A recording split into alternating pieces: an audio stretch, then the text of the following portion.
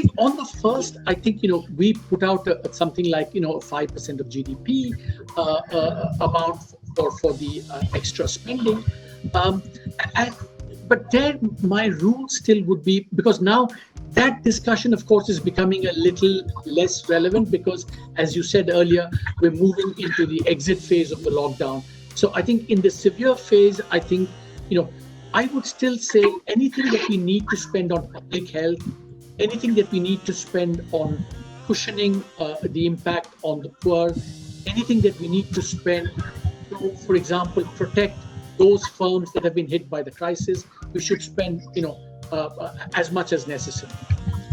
Having done that, I would say the second thing, instead of giving a number, that's why I think there should be a new framework, a new FRBM, and a new a finance commission terms of reference, because at the moment you can't say whether it be 50, 60, 70, whatever, right? It's going to depend very much on the macroeconomic outlook going forward, and that will only be clear once the dust settles on the COVID crisis. So I think those long-term fiscal macro questions need to be very carefully considered, maybe at the end of this year, whenever we think the crisis is, at least the economic crisis is behind us.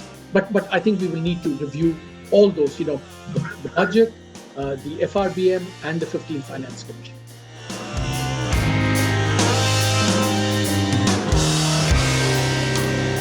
I think before the crisis, I would have been happy with globalization, not hyper globalization. But now it seems like even globalization is kind of under threat. So it is going to be a very challenging environment. I think that we are probably going to see many countries turning inward. But I also get the sense that turning inward, some of it will be directed against China. So the world will de-globalize maybe, or not even globalize very, at even a kind of modest pace. Maybe we'll just chug along. So that I think is looking, because the truth is that unless India exports grow at 15% per year, you're not going to get 8% growth. I mean, it's simple as that. So we still, even in these adverse external conditions, we still need to find a way of being an internationally competitive, dynamically exporting economy. Which brings me to your first question. Is an opportunity created by China's what's happening in China? You see, in principle, yes, there is an opportunity, right? But that opportunity has been around for about 5-7 years. China started becoming less competitive in clothing and all these, shoes, footwear, etc. And frankly, we didn't take. The countries that took advantage, Vietnam and Bangladesh and Indonesia and Ethiopia and so on. So I think it's going to take a lot.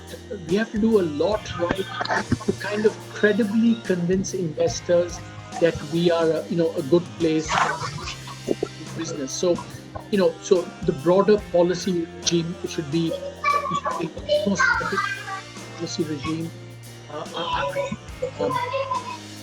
Should also reverse some of the protectionist measures that we've taken, because remember, I think there is a genuine anxiety that India is turning more protectionist.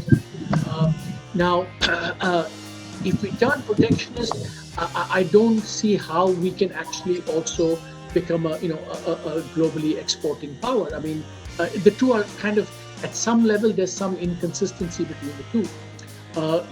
I think self-sufficient globalization is almost an oxymoron. So you have to be careful about saying that you're going to do both, because you have to at least take me through a lot of loops to explain why it's not an internal contradiction. 4 years ago, 3 years ago, 4 years ago, maybe a few years ago, I would have echoed that sentiment for India. Um, Now, I wouldn't not echo that sentiment, but I wouldn't kind of also, take that for granted. I think there's a lot of hard work cut out for us. I think the international environment has become much more challenging. So, I don't think we have any business believing that as a birthright we are entitled to, even 6% growth anymore. It'll take a lot of hard work.